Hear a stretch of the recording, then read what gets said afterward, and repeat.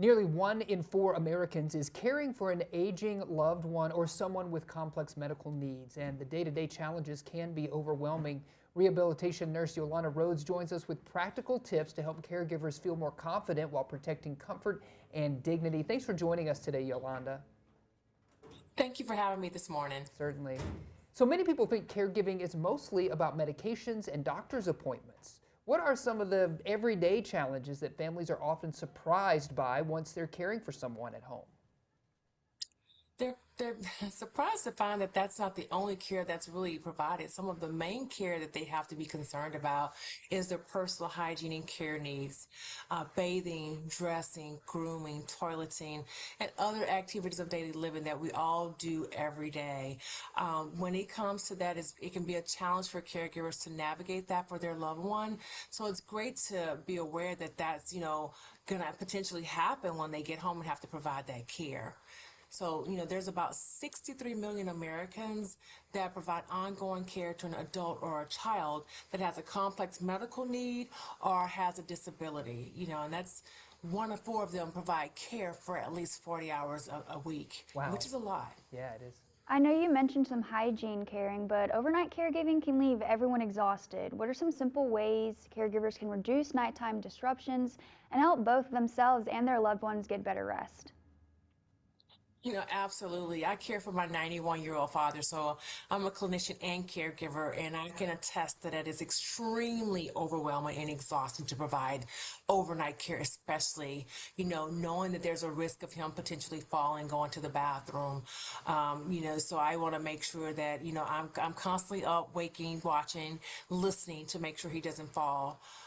But there's about 25 million Americans that suffer from urinary incontinence. So fortunately, there are some solutions, one being the BD Puig collection system. Some loved ones and caregivers may have experienced use in the hospital setting, but it's also available in the home, which is the good news. It sits right to the bedside, and it's a invasive urinary management system that wicks urine away from the body into a canister, on low suction. So it's really a great option when you think about fall risk that can be involved with your loved one at home during the night, you trying to keep them dry, and both you and your loved one are losing sleep. So Puig is a major option that, caregivers can find out information about and, give for their loved one.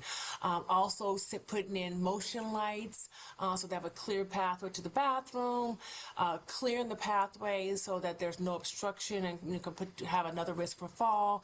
And just, like I said, basically finding ways that they can be safe, at all times. Even room-to-room monitors are a great option for you to have in case they call out to you. Yeah, I'm curious for families maybe who are just beginning their caregiving journey, what's the best place to start?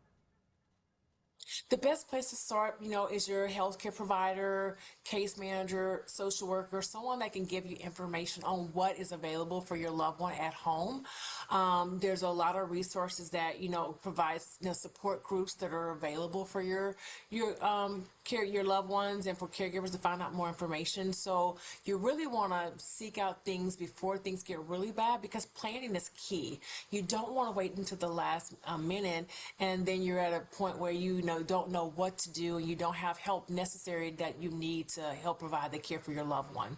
Yeah, certainly. Finally, where can our audience go for more information? For more information, there's a lot of caregiving resources that are available through Google. You can use your AI, whatever AI tool you use to find information as well. Or for more information on urinary management, you can go to puigathome.com to learn more. Awesome. Thank you so much Thank for you so joining us much. today Yes, and talking ma'am. about this topic. Thank you so much for having me. Absolutely, yes.